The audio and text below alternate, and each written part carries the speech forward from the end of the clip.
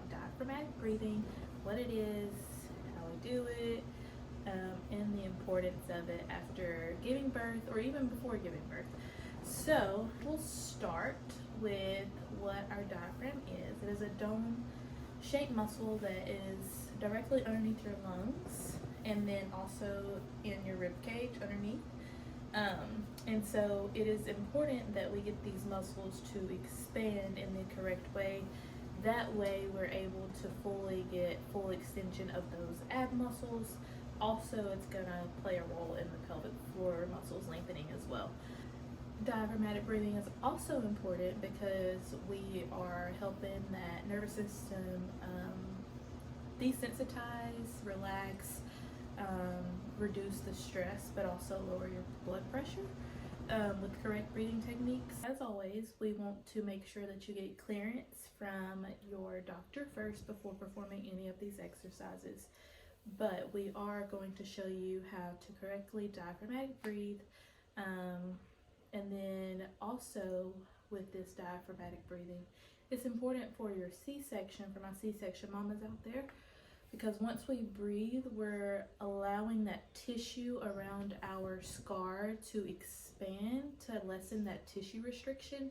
It is a lot of tissues that they cut through whenever we have a C-section. 7 layers to be exact, and so being able to fully breathe into that lower abdomen is like the first thing we should be doing to retrain our core, but also getting some mobilization going for our scar. If you didn't have a C-section, it's still good because you're really working those core muscles, but also playing a role in the pelvic floor. So the first thing I want us to do is to place our hands on our rib cage so we can get a feel of our air entering the bottom part of our stomach first. So when you take a breath, you want all of the air to expand like an umbrella. Just think of an umbrella like if you were to pop it open, how it just fully opens all the way around in a 360. So we're going to first hands place outer part of our ribs, torso, whichever is more comfortable for you. And then we're gonna go through a breath. And I want you to pay attention to how my stomach rises first before my chest is ever activated.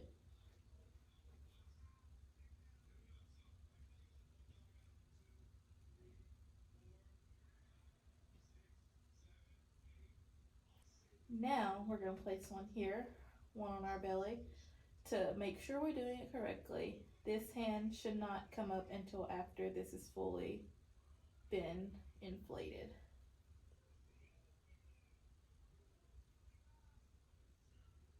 With that, we want to try to inhale for 4 seconds, and then you're going to also exhale for 4 seconds. As you become better at this, you can always increase the amount of time, going 6 seconds and then 6 seconds, or 4 seconds in, 6 seconds out, whatever is more comfortable for you. Once you're really good at that, once you get to the point of where you can blow out all the way while contracting your lower abs, called your transverse abdominis, that's whenever you're getting really deep core work. So in our next video, I'm sure I will be covering your transverse abdominis activation, or maybe just a reel, haven't decided yet. But basically it's just your deepest part of your inner core that is activating, and it's really good if you perform it with the diaphragmatic breathing. So our next position that we would try is sitting. So after you get comfortable laying on your back, then we're going to go sitting, and you're going to do the same thing, breathing into that lower part of your abdomen.